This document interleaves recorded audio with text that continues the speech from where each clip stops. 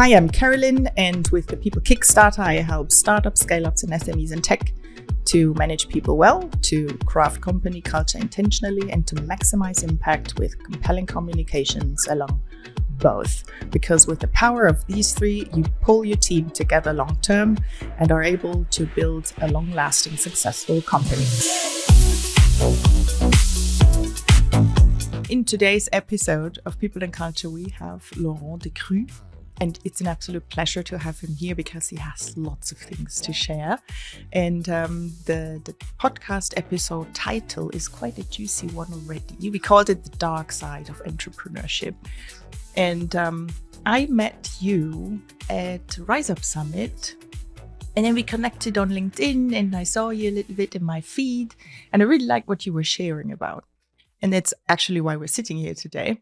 And I'm really happy you're here at Video House with me and that we're diving into these things that are quite relevant, actually. And founders often talk to me about these things. Just recently, somebody said, entrepreneurship is so hard as well. And there are so little support groups. So I hope we get lots of tips, learnings, actual practical things we can do to also tackle this part of entrepreneurship. So first things first. Welcome again, and tell us a little bit about your story, what you're doing. You're CEO of Holycode right now. You've been CEO of Bexio, and you founded MOVU. You're an investor, an advisor, a dad, so all the things. So tell us about you a little bit. Cool, yeah. Thanks for having me. I'm really excited to talk about these topics together today. What did I do so far? So my career started in banking. I started at UBS. I mean, I also did all this stuff before, Starbucks, barista, and these sort of things. But my really professional career was UBS interbank marketing. I was fired during the financial crisis. That was my first experience of how it can go when you're in a corporate. Then joined deindeal, which was in Switzerland, a Groupon clone, you could probably say. I was responsible for the e-commerce strategy and building the new verticals together with the founders. That was a super interesting phase. Also ended in a burnout, but was a very interesting phase, and I learned a lot from them. Then I co-founded MOVU, which is a digital moving platform. There were 3 founders. We founded that in 2014 and successfully sold it to Baloise in 2017. I stayed on 3 years more as the CEO and also helped Baloise figure out their home ecosystem strategy and doing a couple of acquisitions and these sort of things. So it was a very, very interesting phase. Yeah. And then in 2020, decided to do something different because at deindeal, I learned a lot about e-commerce. At MOVU, I learned a lot about marketplaces, but SaaS, software as a service, was really not there yet. It was not my strong suit, and everyone was talking about SaaS back then. So I decided to switch careers and became the CEO of bexio, which is a SaaS ERP system for SMEs. A lot of abbreviations there. That was really cool. It's owned by Mobiliar Insurance, company of 150, 200 people. Helped them do a technological turnaround and led them into profitability together with the team, obviously. That was a really cool experience. But then decided I need to be a bit more entrepreneurial again. So summer last year, I joined Holycode, a company that I co-founded with 2 others, Nenad and Milan, in 2014 together. And 18 months ago, decided now it's time to really operationally join the company full time. That sounds like a success story from beginning to end. But you already pointed it came with a price. It always does. Yeah. So tell us about what happened.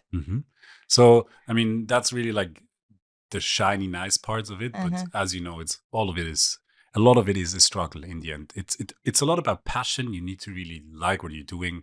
You need to put in a lot of energy. But I find first-time founders that are prepared for the journey.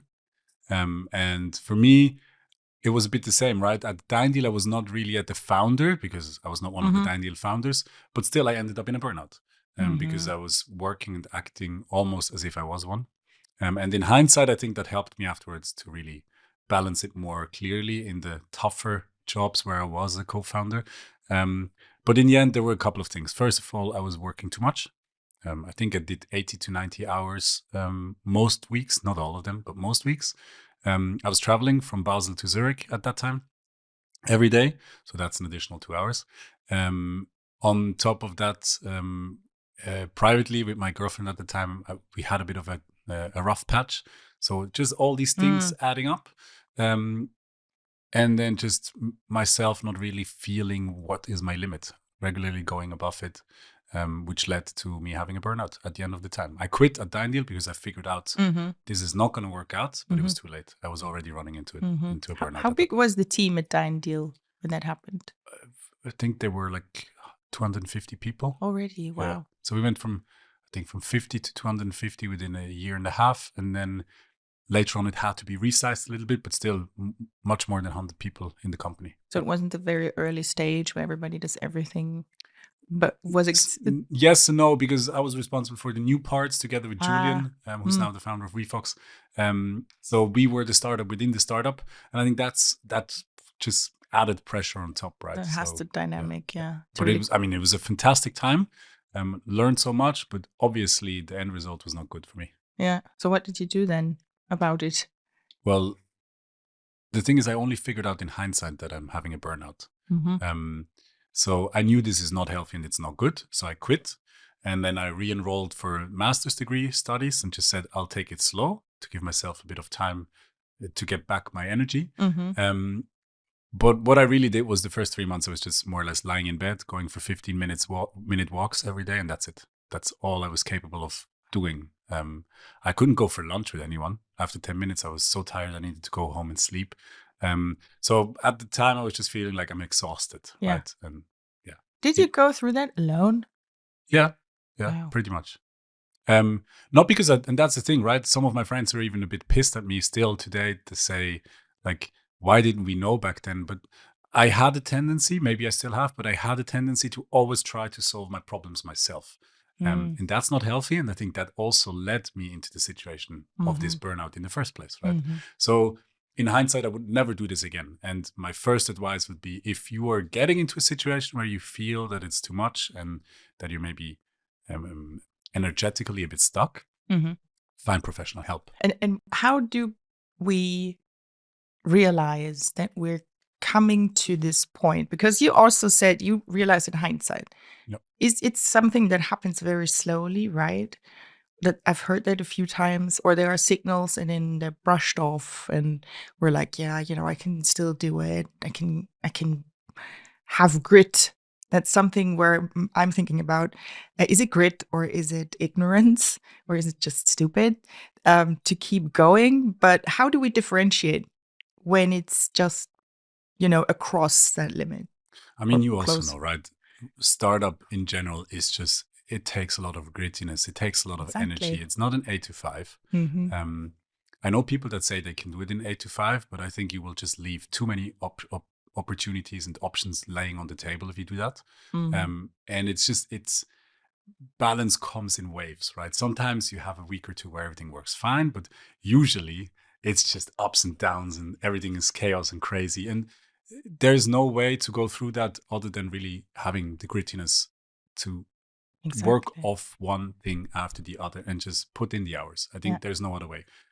So you will always have certain symptoms of being overworked, of being tired. And I think that just comes with the hustle, so to say.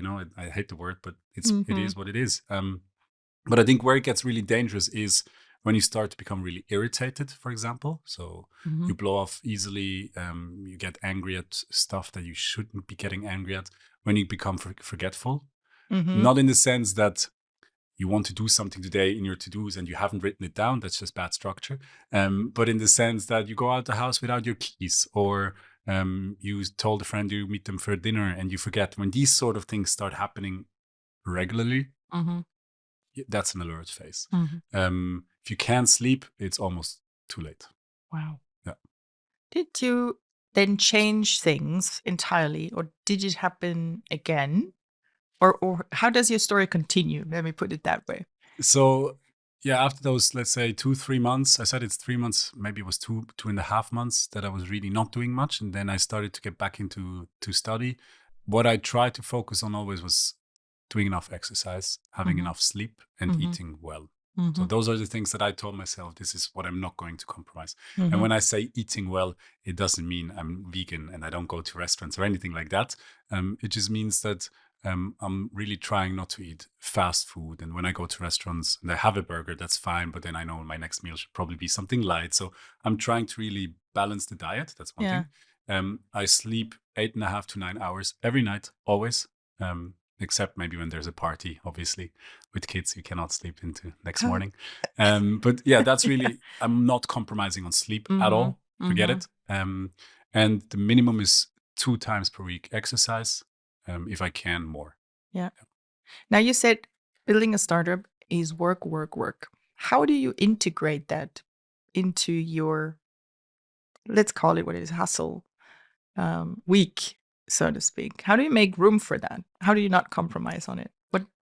What's the secret? I think it's really prioritizing it. There's no other way, right? So because there's always something that is more urgent, needs your attention right now. So very clearly, my calendar, it's like this. On Tuesday at 11, there's a blocker for sports. If you book a meeting, I'll just delete it. I'm not taking any meetings at that point.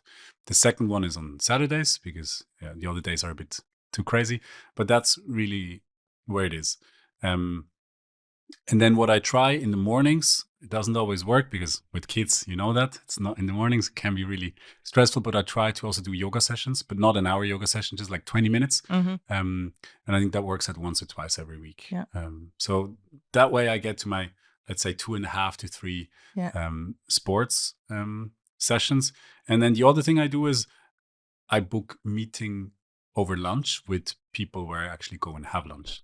Because the other way, if I don't do that, I'll just work through lunch and then I just eat something on the side. And that doesn't work out, right? So some meetings that I have, I'll put them as a lunch meeting. So I sit with the people in a restaurant or outside somewhere and I can actually think about what I'm eating with them. The meeting maybe takes a little bit longer, is a little less focused, but it helps me to have a good diet.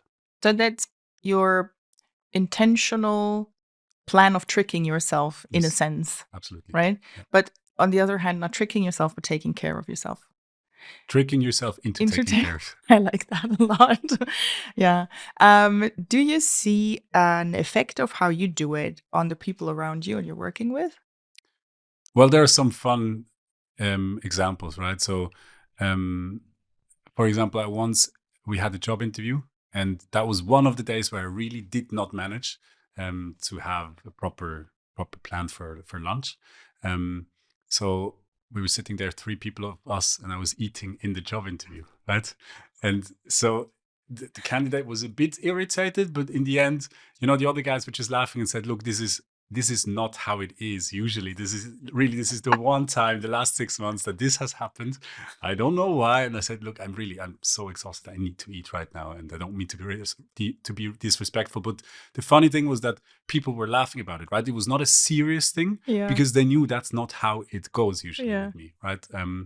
So the other thing that I see is we really tend to take care of lunch. So that's a big topic in the office. Where do we go and have lunch today? Who is coming? These sort of things. But other than that, I think it's really what I expect from myself and what I expect from the team are 2 different things. And I think that's super important, right? I work evenings. I never expect my team to work evenings, never. And they know that. And I'm being really vocal and clear about that. So I think it's more for myself. But you would want your team to be as careful with themselves as well, right? Absolutely. And we hire for people that already show signs of this. So for me, it's really important that in a job interview or when I talk to people, I see that they have hobbies that really bring them energy, that are important to them enough that they will not just drop them because of work stress, for example, and for people that care about healthiness, right? Not meaning that in general, other people cannot get there either. But I think our work environment in startups is not fostering people that don't have these routines yet into becoming capable of having these routines. So we're trying to filter for people that already have a certain degree of these aspects. Because they're more resilient. Yes. And it's hard to get to these routines when you're in the struggle. Yeah, because it's always trying to pull you down, right? So you need to have like a black hole. Yes. Sucking you in all the energy and joy and whatever Could be. I was thinking of, yes, hobbies, because it's a much discussed part on CVs. Mhm. Should I put my hobbies or not? I think from what I hear you say, you would be the one looking for that section on a CV, right? I don't look at CVs. You don't look at No. CVs. Okay. So then we could drop that. If but I would look at CVs, yes, I yeah, would you would look look at for that. that. Yes. But you know, like CVs a couple of years ago did tell you something about people. Yeah. Nowadays, it just tells you which AI tool they used, you know? So it's like, I'm not really looking at CVs. Yeah. I really just talk to people. Want to meet the person, yeah. And I like that because you say lunch is much discussed in the office. That's actually you having an effect on the culture.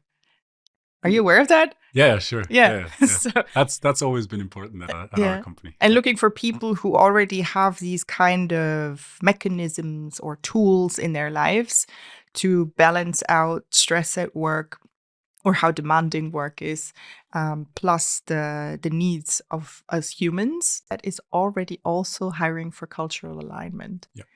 So you do that very Yeah. intentionally. And I mean, this is something I didn't do in the beginning, right? I had my burnout, and then you could say, okay, now he learned his lesson, and that's what he did. But no, at MOVU, I had one person with a burnout that was really close to me. It was also a friend of mine that we hired. And I saw it coming, but I wasn't able to stop it from happening. So to this day, I still have guilt about that, because for him, it was much harder to come back from this burnout than it was for me, for whatever reasons.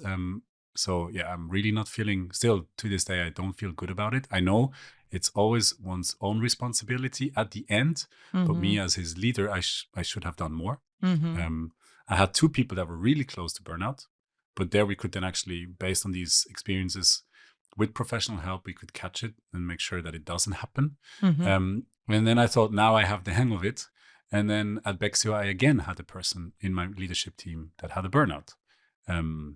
So I think this is not something you can easily come up with a recipe and a way of fixing it for everybody. Everyone's different, and you need to be able to see the signs early on and address them in the right way. And even then it can happen, because it's just such a high pressure, high growth, high self-evolvement environment that it's not simple to make sure you stay healthy. Do you think that is a picture that is actively portrayed by this bubble? Let me put it this way. Or is it something that just comes with the job? I think the whole startup hustle is glorified, crazy glorified. I mean, even guys like Elon Musk, I don't know him personally, unfortunately, but even guys like him, there's so many interviews he's giving where he's saying, I was sleeping 2 hours per night, I was sleeping in the factory, I put in 100-hour work weeks, etc. Okay, maybe this is part of the deal if you want to be the richest person in the world. But there's levels in between, there's shades in between. As I said, I don't think successful startups, monetary wise, are possible without putting in a lot of work and doing the grind. But it doesn't mean spending every single minute and all your health and all your batteries that you have into the company, right? One person once gave me this concept, and I really like it. It's, you have a health battery, a life battery, and it cannot be recharged. It can only be drained. So it's not your weekly energy battery, but it's really your life health battery. And there's only one way. So whatever you take out now, you cannot get it back. The only thing you can do is slow down the decrease afterwards by taking care of yourself. But that really helped me figure out a way of always having a certain degree of discipline, meaning sleep, nutrition, and sports, just to make sure that I'm not draining this battery too fast. Because what's a cool job and what's wealth and whatever worth if you die with 45? So yeah. That concept really, to me, helped me a lot. And my co-founders and I actually talk about that quite often. That's very how are you good. doing on your health battery? Oh, that's awesome. So you're holding each other accountable for looking after yourself. That's really cool. That's actual culture work. The funniest thing there was once, I was always telling my co-founders they should do more sports. Other than that, I think they're doing really well. I was always do more sports. And then one of them somehow got into the situation where he was getting closer to a burnout. And that for him really flipped the switch. And he said, okay. And now he's doing sports 4 or 5 times a week. And now he's telling us we need to do more sports, right? And at some point I got really angry at him. I'm like, I've been telling you this for 10 years. And now you just flipped the switch. And now you're telling me I need to do more. But yeah, in the end, that's I think what co-founders should do. You should hold each other accountable and help each other to level up also on these health factors in your life, not just on the job. Do you look for well-being in the founders when you're in your role as an advisor or investor? Not necessarily in the beginning. As an investor, especially, I just meet the people 2-3 times, figure out whether I believe in what they do, whether I like them. In the end, I just work with people that I like. And then, I'm not doing due diligence because I'm anyway not going to write the 2 million check. I'm not that wealthy. So I don't want to take too much of their time, and I don't want to portray an image of knowing better than them at all. So at that point, what I look for really is, I believe in the idea? Do I believe in them as a person? And then once I invested, then I'm trying to figure out whether they need help on this. And I'm trying to, coach them into this direction. But founders are very stubborn, speaking of myself as well. So I take 2 or 3 approaches. And if they change and listen to it, great. And if not, then it's up to them, right? Yeah. I'm not going to drive a message they don't want to hear. There's no point in that. Yeah. And like you said earlier, sometimes it needs that moment of realization yourself, like, oh, what's happening? Now I need to pull the brakes. Yeah. And a lot of things people will not change unless they've experienced. That's a bit my finding of the last 15 years as a founder. And I also talk of myself, right? There's so many examples where I think that investor or that mentor or that person was right. Why didn't I want to listen to it, right? But somehow you first need to experience to really understand the why behind it. Maybe sometimes it's also ego at play. I don't know. I really don't know. But I find that almost all founders are quite stubborn to a certain degree. Yeah, I agree. Actually, I hear that a lot when I tell them about you need to build people structures early on. You need to focus on your culture early on. And when it comes to hiring, it's important, da da da. And they're like, nah, I can hire people. And then once they had a bad hire on their team and something went wrong, they come back and say, Carolyn, yes, you were right. Oops. Yeah. And you need to make that experience. And here the good thing is if you just do one bad hire and you can get rid of that afterwards again, you just bruised yourself and you can keep going, right? But if you walk into a burnout, that's maybe a bit of a different situation. Yeah, absolutely. Yeah. So did it ever happen to you again? No. Or your system works for you very well? Because I experienced what it is like, so I could read the warning signs better. There's a difference between at deindeal where I had the burnout, where I was not responsible in the end with the whole company, right? I was just responsible for certain areas. And then afterwards at MOVU and the other companies where I was really responsible as the co-founder and CEO to get the funding, to make sure the salaries are being paid. And there were several times where we didn't know whether we can pay the salaries at the end of the month. And we have people with families, they relied on this money, right? So that added really an extra layer of pressure. And I think I would have had a burnout if I hadn't had it before already, learned how to cope with the symptoms. What is the regimen that I need to make sure that I can keep going, and when to try and switch off. But I mean, it was not easy. Honestly, I think there were a lot of weekends where I was going out drinking with my friends. And then, once the stress relieves because of the drinking and whatever, I was crying. I think my friends saw me crying at least 5 to 10 times. So yeah, you need to be careful.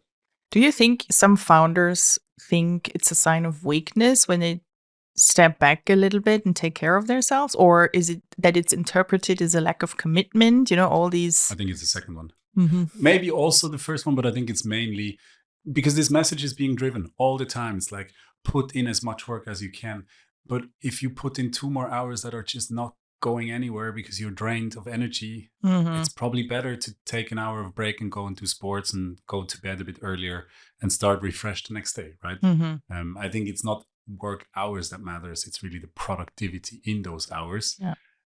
However, there is a certain amount of hours you need to be able to put in consistently, ongoingly, for it to work. What would be your number one tip for founders, also the stubborn ones, when it comes to how to best or how to start taking care of ourselves? I think it's really create a plan and stick to it. This has to be your number one priority as a founder, is Mm-hmm. to stay healthy. Doesn't mean you need to be in the greatest shape of your life, right? But to stay healthy. To take this image of the health battery again, the life battery, make sure you're draining it at the adequate speed so that you're capable of going through this hustle the next 5 to 10 years without feeling now you've wasted your life energy, right? Mm-hmm. And I think that comes with really writing down clearly what you need to be balanced for the long term and how you integrate that into your week, and then stick to it Mm-hmm. rigorously. Yeah, that's really valuable advice. I hope so. Yeah. And I've been dying to ask you this. A couple of years ago, you mentioned it already. You added another layer of stress to your life when you became a dad. Mhm. And now you have this other component that is, well, sometimes maybe even dictating your day and what you do and what you don't do. So, how do you integrate this into your routines, the hustle, the struggle, the pressure, and all these things? Yeah. How does that work out? So I was always saying I'm not ready to become a dad before MOVU, the company I was running at the time, my first exit, so to speak, is in better shape or in more quiet waters, so to speak, Mm-hmm. because I cannot handle both things at the same time. That was my thinking. So once we reached that point where MOVU was really doing well, Paulus had acquired it and we saw where it's going and we had a great team in place. I told my wife, I think, now it would be a good time, and luckily it worked out quite well. So now I have two boys; they're 5 and 2.5 years old. And yes, obviously this changes your life a lot. And then there are two phases of parenting for me. The first one was before Corona. That was shit, because still I had to leave at 7 in the morning, travel to work for an hour, came home 7 at night. Kids were in bed. Mm-hmm. They were gone, right? So that was not cool, not at all. And since Corona, it changed completely, because now I can do 2 or 3 days per week home office. As a team, we meet in the office 2 days per week. The other days, everyone is wherever they want to be. So that freed up a lot of time. So now I'm really capable of spending my mornings until, let's say, 8 with my family, preparing everyone to go out of the house, which is not the harmonic, stress-free experience, as you know. Sometimes it is, sometimes it's not. But this is just dedicated to the family. I clock in basically after 8, start working. And then some days when I'm in home office, I even have the chance to have lunch with them. Mm-hmm. Some days, obviously not. And then in the evening at 5:30, I stop working.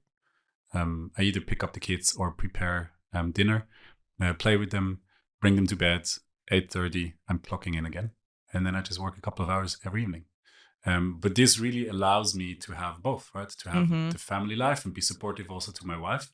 I cannot let her do everything. Right. She's also working 80%. So it's not like she has that much more time than me. But it's quite balanced, because I'm more around, I'm more there for the kids. And on the weekends, I don't work. I never work on the weekends. So from a hustle starter perspective, maybe I'm not putting in enough hours. I think I'm going to get usually to around 55 to 60 hours a week. But I've learned to build a support system and the management team around me that is well capable of closing that gap that I create. Mm-hmm. Do you switch off from work when you're with the kids? Yes. Does that work? Yes. So switching off with the kids during the week is not that easy. It's much easier on the weekends, because it's really Friday evening. I stop working. Monday morning, I come back. That's it. Everyone knows it. During the weekdays, I think it's a bit more difficult. So what works for me is putting away the phone, really putting it in a box. We have a wooden box where we put our phones into. And then the second thing is actively engage, play, not just sit there and be with them, because then the mind is still occupied with other stuff, but really play something, cards game, whatever, chase each other around the house, whatever it is. Takes a bit of energy to get into it, but I think that's the best way for me to be able to switch off. And I think it actually brought balance into my life, right? So it is more stressful with kids. It is more tricky to organize, but it helps me to switch off, because there's more external input that is pulling me out of my Yeah. headspace. So Yeah. I think as a balance, it's actually helping me. Yeah, that's true. I was just thinking that when dads play with their kids, it gives a lot of oxytocin. I heard that recently again, more than for moms. Really? Yeah. Okay. Yeah. For moms, it gives more oxytocin to the body when they take care of the kids. Okay. It's really funny. Okay. But we still get oxytocin from playing with the kids. But it explains a lot. But the dads get more. So, Okay. yeah. So that actually refuels you biologically Yes. as well. Okay. That's awesome. Okay. Then actually my You're like, feeling okay. probably is biologically correct. So yes, that makes total sense. All right. And are there any struggles where you feel like, damn, with the kids, it's really harder than without kids? Oh, everything. Tell me. I mean, structuring your day already there, you know that, right? In winter, I tell my wife regularly, okay, this week nobody's sick, so we need to work for 2 weeks because next week it's going to be different, Yeah. right? And then someone's sick, someone has to stay home. And I really try to pull my weight as a parent as well. So meaning we are really trying 50-50 to share everything. So if kids are sick, I stay home just as much as my wife does. Yeah. And that always is something that puts on extra pressure, especially if you need to run your business. That's one part. Then the second part is, as I said, but that's for me. I want to be around a lot for my kids. So I cannot go to a lot of evening meetings, dinners and these sort of things because I want to be there to play with them, put them in bed and support my wife. So I can do that less than I could before, right? So there's less opportunities to go out and meet people, to interact with people. You have less hours that you can put into your business.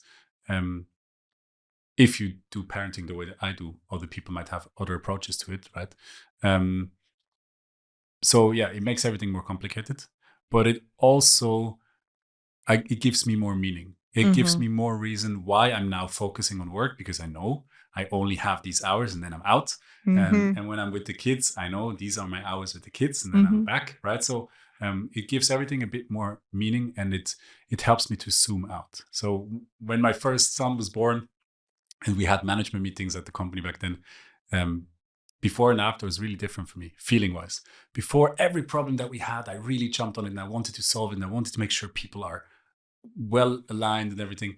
And afterwards, a lot of the times I was just actually telling them, like, you two go figure this out. This is not my problem. I'm going home to my son, right? Yep. So it changed a bit the way that I approached certain things, to the good and to the bad. But I think this level of calmness and being able to let go is really helpful. Creates a different perspective, right? And priorities, and the context shifts and changes. Yeah.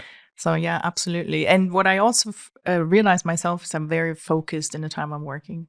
What you say, like, I have this time slot now. Now I put everything in. I pour myself in this, and then it's much more productive from my end as well.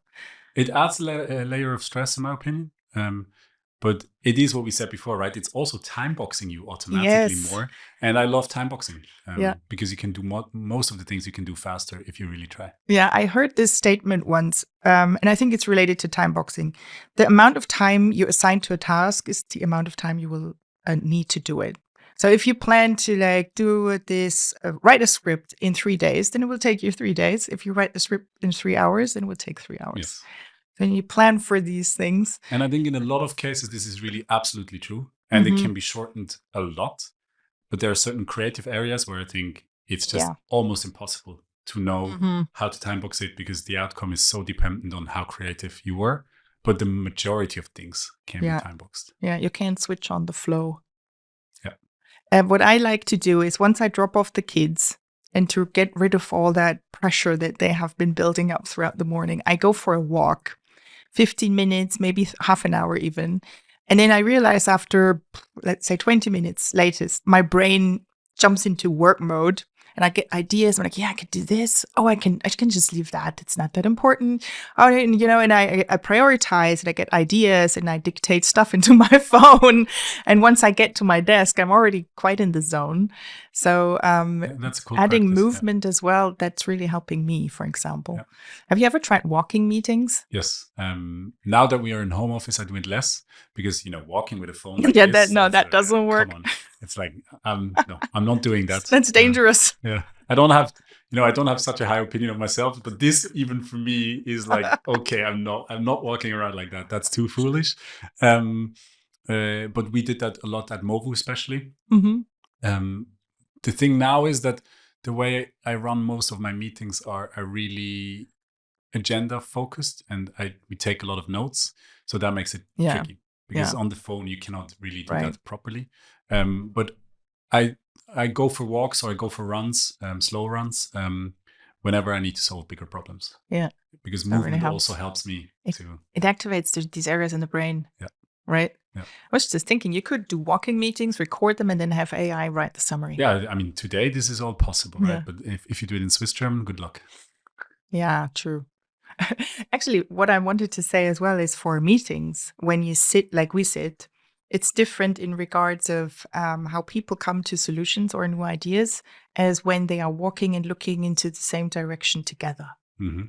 Because you have the same perspective. It's a funny thing. I did observe that more intentionally when I heard about it, and it actually works. It's less confrontative, Yeah. Which explains why some of my former leaders used to take me out on walks whenever we had like, come on, let's look into the future together. Difficult to discuss. Yeah. All right. Yeah, very true. Because you're not like in this situation where you have it's not a standoff. Yeah. Yes. Yeah. We're not like yeah, you're right. Pulling out. Yeah. Just a small thought coming into my mind at this point. What kind of company culture in regards of employee team well-being, role model as a leader, and all these things do you cultivate intentionally today at Holycode? To me, what is really important is vulnerability. I mean, sure, we have our culture, our values that we want to strive for and live by that are not coming from me, they came from the team, which is really good. But for me, the main thing is showing vulnerability. I mean, I said before that a lot of my friends have seen me cry. Some of my teams have seen me cry in the past in really high stress environments where we couldn't figure out things together. I don't tend to get angry. I tend to get frustrated and then maybe cry at some point. And we had a management coach once that told me this is my superpower, being vulnerable, opening up, being honest about what I can do, what I cannot do, what I don't know. And I think having that in the team is super strong, that people say, I cannot do this. I don't know how to do this. I need your help. And that's not easy for everyone, right? We also have people that are not strong at that and they pretend like they know and they try to figure it out on their own, which is also to a certain degree okay. You need to try and solve it. But being able to say, look, I don't know how to do this, or I'm not feeling comfortable doing this. It just makes sure that people put the energy where they really want to go. And it helps us as a company to figure out where people should be sitting that have energy for this job, right? So it doesn't mean, okay, then you leave the company. It means, okay, how can we shift your job so that it fits your energy, your passion, and it drives us forward? So vulnerability to me is one of the main things. And also for them to experience work, not to be draining, but to be giving them back something. Does that make sense? Yeah. So that they get energized by it. You need to have a sense of achievement and then a sense of energy. Yes. I mean, I watched an interview with Jeff Bezos lately. I think it was a 2-hour interview, and he said one thing that was really striking to me. Like, you would think a guy like Jeff Bezos that has all the money in the world, he can do whatever he wants. Who cares, right? And he says, a lot of the things we need to do at work are just not fun. And if, a guy that can hire anyone for anything says that, I think it's facing the reality. Whatever job you do, it's not all fun, all play, all passion, all cool. I think there should be a certain degree, and the higher that degree, the better. But it's never just fun. Right.